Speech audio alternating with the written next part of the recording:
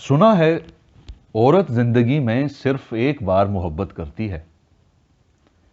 इसका मतलब गालिबन यह है कि औरत एक ही मर्द से जिंदगी में एक दफा से ज्यादा मोहब्बत नहीं करती। इसे हमारा सूए जन दूसरा इमला भी दुरुस्त है ही समझिए, वरना हम तो मर्दों के बारे में भी कोई बात वसूख से नहीं कह सकते। इसलिए कि जो दिन दिल को बेमहार छोड़ने के थे, उस जमाने में करीबी और दूर के बुजुर्गों ने दुआओं और पंदो नसाए से हमारी जिनसी नाकाबंदी कर रखी थी।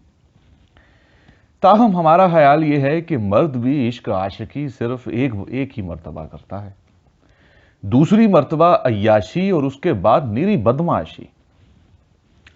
बकौल प्रोफेसर काजी अब्दुल कुद्दूस MA, इंसान हता और निस्वान का पुतला है, लेकिन नुहास पाशा कुंजू के हर मुआशका में वारफ्तगी और जुनून का ये आलम गोया ये पहली और आखिरी वारदात कल्बी है। इसके बाद खुदकुशी कर लेंगे और अगर इसमें कामयाब ना हुए तो निकाह कर लेंगे। चुनाचे तमाम उम्र खुदकुशी और निकाह की सरहदों पर अंधा भैंसा खेलते रहे। एक दिन ढींग मारने लगे कि ये मेरा तीसरा निकाह है।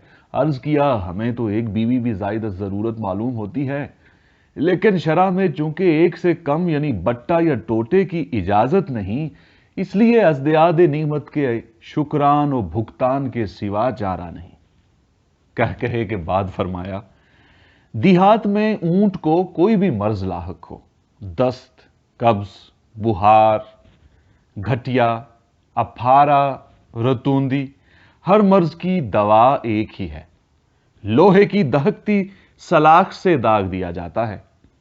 जाड़े में मस्त हो जाए तो दाग देते हैं, मस्त ना हो तब भी दाग देते हैं कि सुस्त क्यों है। इसी तरह अपने यहां हर मर्ज का इलाज, हर फिक्र का निकास निकाह है।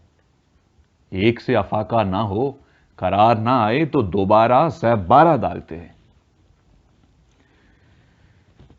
कुछ दिन से सुनने में आ रहा था कि तबीयत फिर बहार पर है। एक बयाही तयाही पड़ोसन के गुलों में रंग भर रहे हैं। दिन भर लुहार की धोंकनी की तरह आहें भरते और डूबकर आशिकाना अशार पढ़ते। पढ़ते वक्त सख्ता शेर में पढ़ता और बाद में खुद पर। तस्हीर जन के लिए एक सन्यासी बाबा का दिया हुआ काजल लगाने लगे थे। एक दिन हमने टोका कि आपकी मतलूबा तो शादीशुदा है। बोले, जभी तो काजल लगाना पड़ रहा है, वरना सुरमा ही काफी था। उनके मियादी इश्क की मुद्दत 1 घंटे से 1 साल तक हो सकती थी, लेकिन इस 1 घंटे में जिसमें 3600 लजीज सेकंड होते हैं, वो भूत परीत की तरह चिमट जाते थे। बयान करते थे कि कोहे नीलगरी के दामन में एक पहाड़ी हुमरी ने उनसे दगा की तो उन्होंने वहीं कल्हाड़ी से नाक काट ली। इस पर चाचा फजलदीन चौकीदार ने टोका कि भला कल्हाड़ी से नाक कैसे काटी जा सकती है, टांग अलबत्ता काट सकते हैं। बोले, तो फिर टांग ही काटी होगी, कुछ काटा जरूर था। हसीनों की भारी अक्सरियत हो और कुंजू सिर्फ एक की अकलियत में हूं तो हिम्मत नहीं हारते थे। कसाब कहीं गोसफंदों की कसरत से घबराता है, या बकौल प्रोफेसर काजी अब्दुल कुद्दूस हाथी के सामने जितनी दफा केला फेंको सूंड से उचक लेता है। उन दिनों कराची में पाविंदे आए हुए थे। उनके घर से 2 फरलांग दूर उन्होंने अपनी पैबंद लगी छोलदारियां गाड़ रखी थी। एक पाविंदे की बीवी पर जानो माल से फरेफ्ता हो गए। कहते थे, जब वो चटकीली धूप में एल्यूमिनियम की उल्टी पतीली सर पर ओढ़ के पानी भरने निकलती है तो बिल्कुल मलिका मालूम होती है। पश्मीना के हैमा में रहती है।